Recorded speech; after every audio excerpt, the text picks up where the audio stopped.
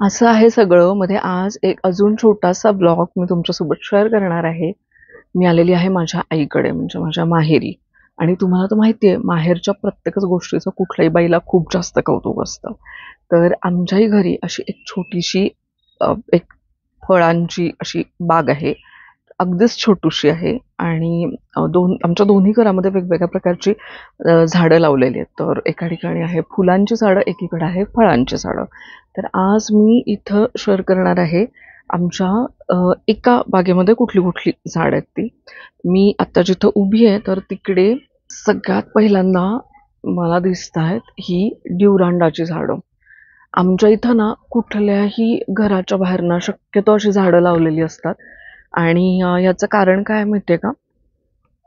आमचं कसं शेतांच्या जवळ असलेली घरं आहेत ना, तर असं म्हणतात की जर ड्युरांडाची झाडं असतील ना, तर साप वगैरे जास्त येत नाहीत जवळ. म्हणजे मे बी त्याच्या वासामुळं असेल किंवा काय माहिती नाही, पण फारशी येत नाहीत झाडं तर त्या झाडांच्या जवळ. त्याच्यामुळं प्रत्येक ठिकाणी अशा पद्धतीची झाडं लावली जातात. तर अंडाचं कुंपण म्हणजे आमच्या छोट्याशा बागेचं कुंपणच केलेलं आहे ड्युरांडाच्या झाडांनी. आणि हे एक आहे, हे आहे जास्वंदीचं. कारण आमच्याकडं खूप जास्त आम्हाला फुलं लागतात त्याच्यामुळे. पण इकडे काही फारशी फुलं बिलं राहत नाहीत.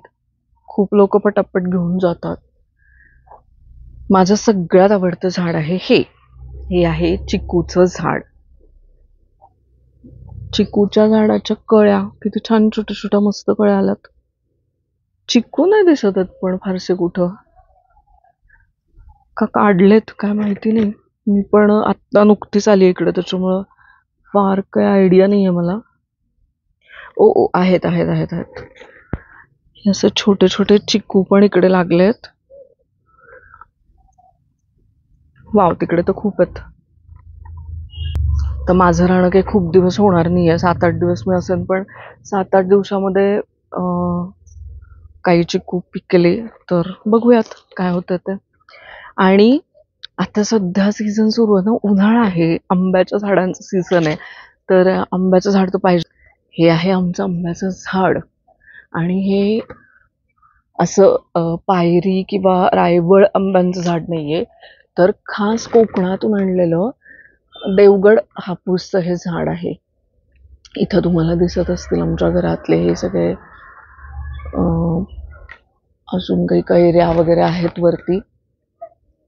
त्याला पाड लागल्यानंतर मग ते परत काढता येतील अशा काही काही कैऱ्या आहेत इथे वरती. असं आहे. आणि याच सोबत खूपच उपयोगी पडणारं असं आमच्याकडं अजून एक झाड आहे, ते म्हणजे लिंबाचं. पण हा सीझन नसतो लिंबाचा, त्याच्यामुळे मग ती पटापट खराब होऊन जात. तर आता सध्या याची अगदीच पानगळ आहे. काही दिवसांपूर्वी खूप छान याला आली होती लिंब, आणि याचा मी छोटासा ब्लॉग पण केला होता. मुलं केवढी गोंधळ करतात. अगदीच पानही दिसत नाही आता याच्यावरती फारशी. पण ठीक आहे, तरी पण काही दिवसांनी परत ते फुटेल. तिकडे आहे कडुनिंब. आणि इथं आहे आमचं छोटंसं पपईचं झाड. आमच्याकडे अजून एक मोठं पपईचं झाड पण होतं, पण ते सध्या काढलंय. तर मग हे एक आहे, आता ते पाहूयात आता त्याची त्याची कुठली कुठली येतात ते. इकडं अजून काही छोटी छोटी फुलझाडं पण आहेत. आणि आम्हाला देवपूजेसाठी लागणाऱ्या काही काही गोष्टी, ज्याची फुलं लागतात तर ती पण या बागेमध्ये आहेत. सध्या ह्याच्यातली बरीचशी झाडं आणि कुंड्या ज्या आहेत तर त्या खूप पावसामुळं काही दिवसांपूर्वी खराब झाल्या होत्या, त्याच्यामुळं आम्ही त्या बाजूला ठेवल्या. पण अशा बऱ्याच गोष्टी आपल्याला इथे बघायला येतील. तर तुम्हाला झाडांची आवड आहे का? आणि जर असेल तर तुमच्या घरामध्ये कुठल्या कुठल्या प्रकारची झाडं आहेत आणि कुठल्या प्रकारची झाडं लावणं तुम्ही सजेस्ट कराल?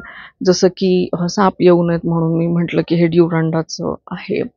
तर अशा पद्धतीची अजून कुठली झाडं आहेत ते तुम्ही मला नक्की सांगा. दुसरी गोष्ट, मी ना ओडोमॉसच्या झाडाबद्दल पण ऐकलं होतं की ओडोमॉसचं पण काही रोपं मिळतात आणि काही लोक घरात लावतात.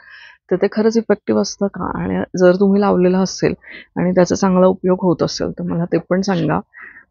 सो आम्ही पण आमच्या इकडे अशी झाडं काही लावून देऊ शकतो वेगळी.